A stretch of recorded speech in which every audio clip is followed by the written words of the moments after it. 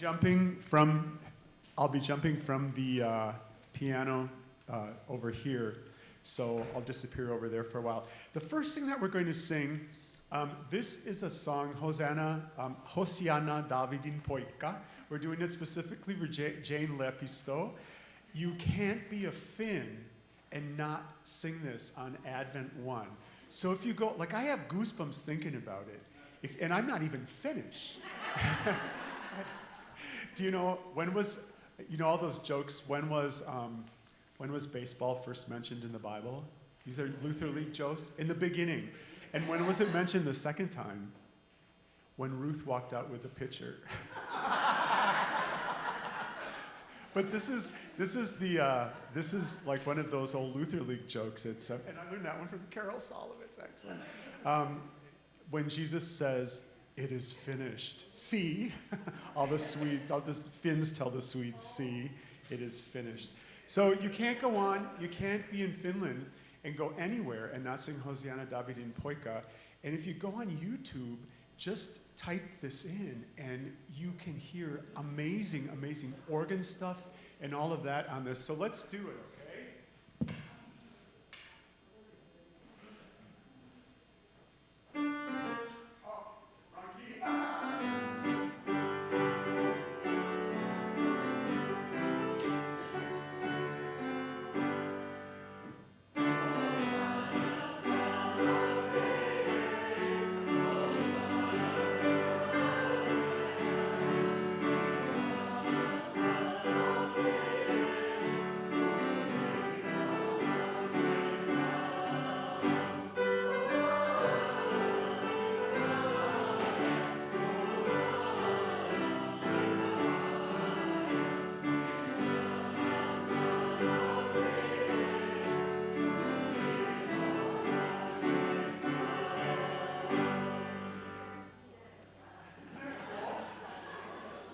It's almost militaristic, which I kind of think it's kind of fun because you always think, oh come, Emmanuel, something kind of introspective, and then they do come out with this. But it's so thrilling to hear all those Finns sing it.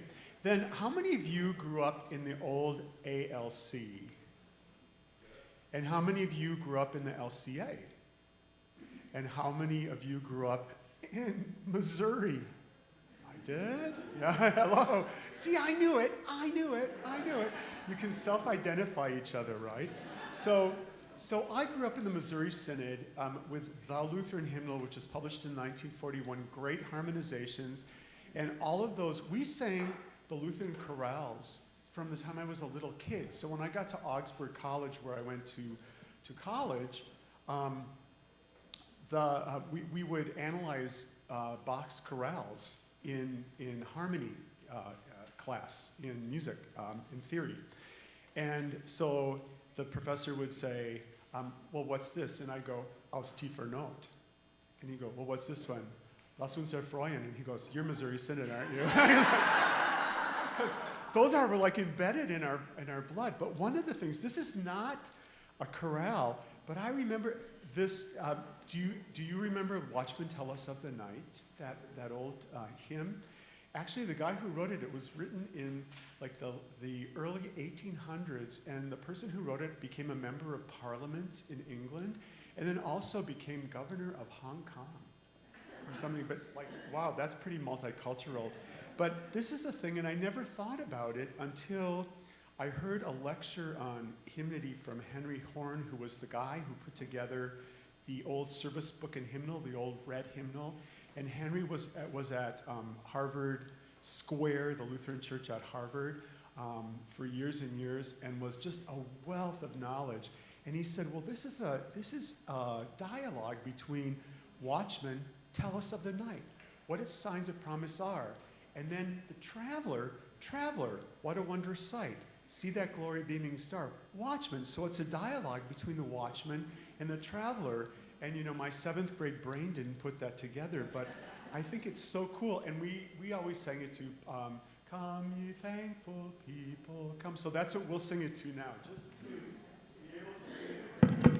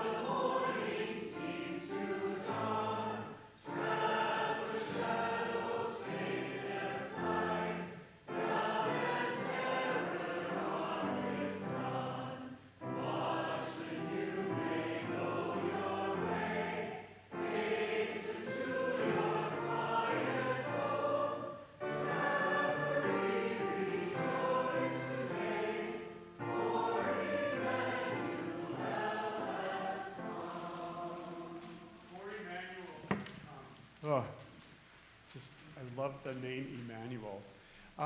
It was interesting today, you have to remind me of your name, Sue. So I sat next to Sue today in worship, and Bob, Sue and Bob. And we had actually done the Mozart Requiem together, like, what, 40, 50 years ago? It was like 10, 15. There's only two. But, and I commented on her great voice, and I didn't comment on it. Was so interesting. I just played for the 3 Augsburg Advent Vesper services at Central Lutheran. And how fun is it to sing with a whole cathedral full of people in 4-part harmony, and I can drop out, and they can sing on their own 4-part, which I did several times over the weekend. It's great fun, and you all sang such great harmony this morning. But I noticed too, we sang, "Come, let us eat, for now the feast is spread. Come, let us eat, for now the feast is spread." And if you look in your folder, it used to be da da da da da da da da da da da da da da da da, and Sue sang that correctly. And in the new book, they changed it because nobody sang it that way. So if you look, it said da da da da da da da da da da. They changed that one note.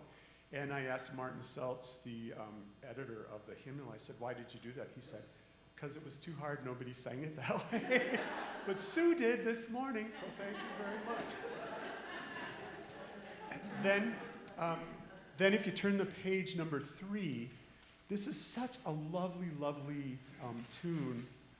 I first heard it, and a friend of mine just wrote to me and said, "Do you know this?" Because it's from a film, and I don't remember the film, but it was the film that I first heard it in.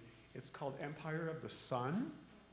And at the very beginning, they're flying over the landscape of China, and you hear off in the distance a boy choir singing, "Ah, da, da, da, da," and they're singing it in Chinese.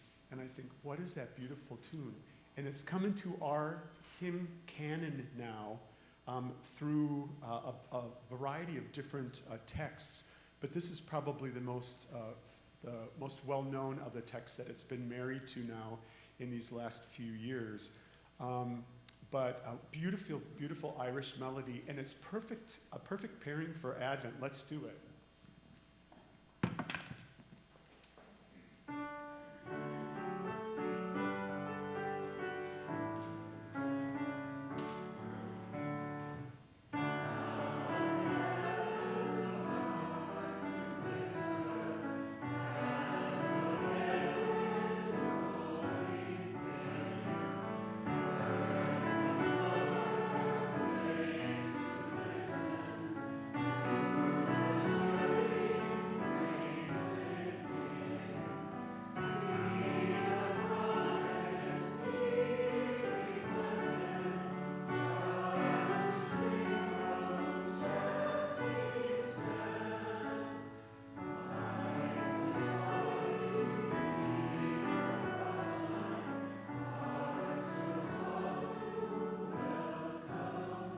Let's go to stanza 3, and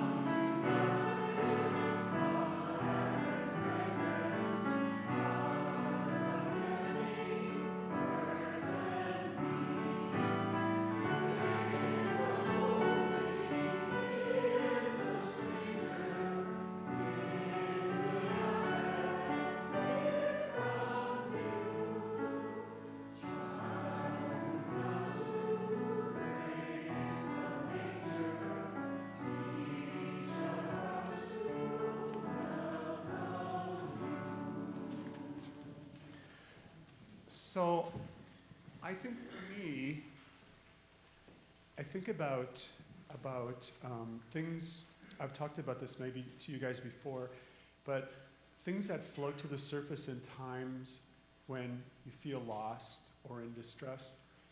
And I think of Catherine Kobe, who was one of the Iranian hostages in 1979. Lutheran, and so when she was finally released from Iran, she did the circuit of visiting congregations all over the whole United States. Have you seen her? Maybe, yeah. She and she's come to our Lutheran church musicians gatherings as well. So it's very interesting. But she said when she was in that captivity and only had her Bible, they let her have her Bible, and she kept a diary by taking a pin and pricking the letters through pages of, so because she couldn't have any paper or pencil, but they let her have her Bible and she found something, a pin to prick with. So she pricked the letters in her Bible to create a journal of every day. And can you imagine?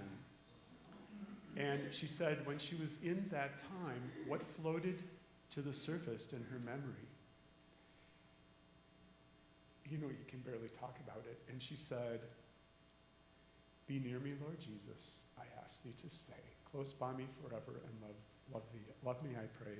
Bless all the dear children in thy tender care and lead us to heaven to live with thee there." And so many people, I heard Fred Niedner, the great religion professor and preacher down at Valparaiso University, who's often at Holden Village, talked about gathering around the deathbed of his father, and who was not with them at all, really mentally or anything, and not speaking or anything, but they gathered around his bed and held hands and sang that, and his mouth moved, with those words. So I think the power of texts that we sing, because by singing them, we internalize them, and we plant them we not only say them with our mouths, but we plant them in our memories and we plant them in our hearts, which I think is so important. So my kids, Katya and her family sometimes come here, and Dave, living in St. Paul, doesn't so much come to be with us here. But I know those two kids have these things from the kids' choir many years at Mount Olive, have these songs planted in their hearts and their memories. So I think hymnody is so important, and the songs we sing really do mold us, because tell me what you sing. People say, tell me what you eat, and I'll tell you who you are. Tell me what you sing, and I'll tell you who you are. Or you could say, tell me what you sing, and I'll tell you whose you are. So and I've had the great good fortune of knowing several hymn writers. Jaroslav Vajda, Jerry Vajda, a fellow Slovak. We had known each other for maybe 30 years before he died. And his beautiful texts, one of which we'll sing later, but unbelievably beautiful imagery. And Susan Palo Cherwin, dear, dear, dear friend. And her imagery just simply pops out at you. And those phrases just become embedded in your heart when you sing them. And look at Mary Louise Bringle, beautiful, beautiful text writer. Child who comes to grace the manger. Teach our hearts to welcome you. In the lonely, in the stranger, in the outcast hid from view. Wow. And then we go on the next page to the 9th century, these beautiful Gregorian hymns that grace us, not only with texts and translations, but also with these beautiful melodies. Creator of the stars of night.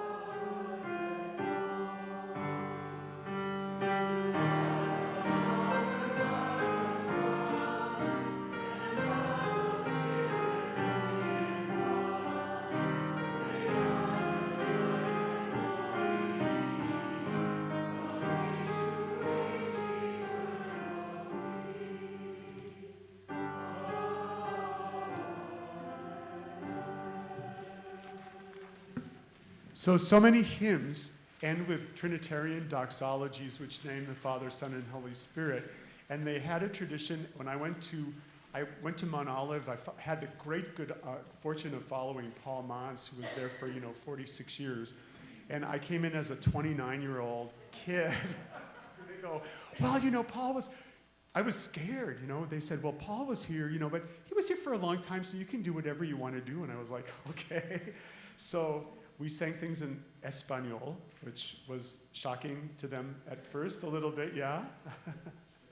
But they had a tradition that, you know what a Zimbelstern is? It's the bells, yeah, the bells that go off. You can set them off in the organ. I mean, some churches have Zimbelsterns, and it's a series of bells that... And at Mount Olive, Paul always put the Zimbelstern on if it was going to be a Trinitarian doxology. And if the congregation was not standing, when they heard the bells, they would stand, because they knew they were going to sing a Trinitarian doxology, for which, of course, Missouri Synod, Old Missouri Synod, you had to stand, yeah? Get up! No. Wake up! No, stand up. Stay up, Paul's song. But anyway, so when I got there, the Zimbelstern was on its last leg. And so, like this. So I would do like a tag ending of stanza 4 to get into stanza 5, and you'd have this big, to God, da, da, da. But the more stops you put on the organ, the less juice the Zimbelstern had. And so it would go, ding, ding, ding, ding. And then sometimes it would just die. Well, so we did a Trinitarian hymn before the sermon, and in the middle of the sermon, the Zimbelstern decided that it had enough juice. So the pastor, and this was Pastor Wadle, who was preaching, and the Zimbelstern went up, and people stood up. It was like salivating dogs, It was like people stood up, and I went, and I was sitting way far from the organ console. I was up in the balcony, and I was sitting far when I went, and hit the Zimbelstern button and all that, but it was way too funny.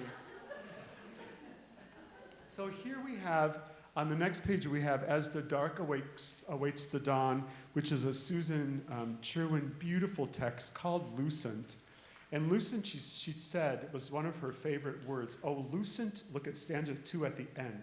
Oh, lucent morning star. Just these beautiful, beautiful imagery. Silvering skies. Silvering, it's a state of progress. Silvering skies. Let's sing it. And a beautiful tune by Carl Shaw. I don't want to go low, so I actually picked it up in harmony. Okay?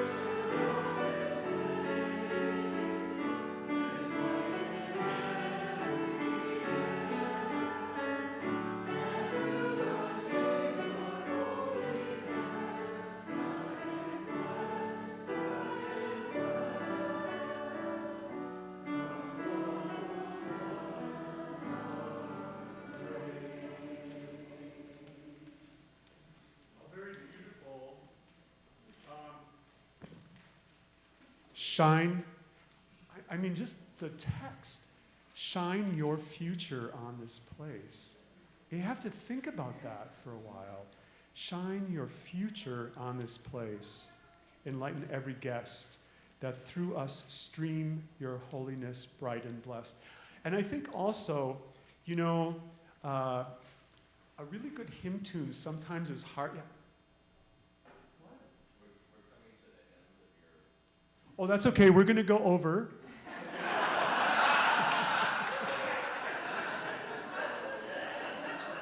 So we're coming to the end. So I will not talk. Jeff tells me that sometimes I talk too much. So we're going to go to number 7, which is Jeanette Lindholm, who lives in Massachusetts. She teaches English at a college there.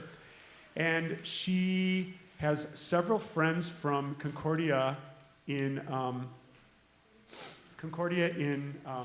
Moorhead that go to Christ Church Lutheran, where I've been playing now. And so she often comes to Christ Church. She's a really great hymn writer. And she wrote this text specifically for this beautiful tune. I think it's one of the gems of our new Advent canon. It is in our current hymnal ELW.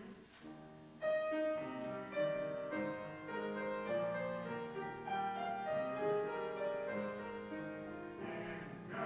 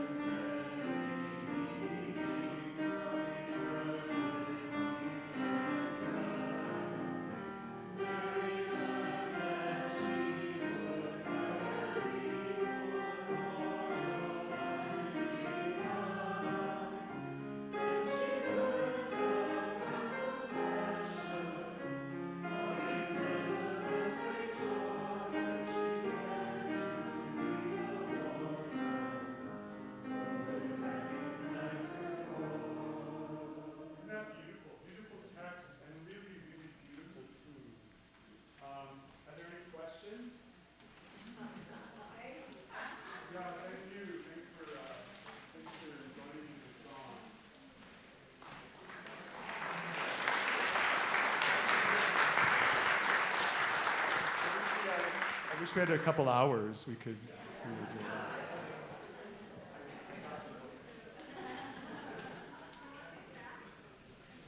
No, you can.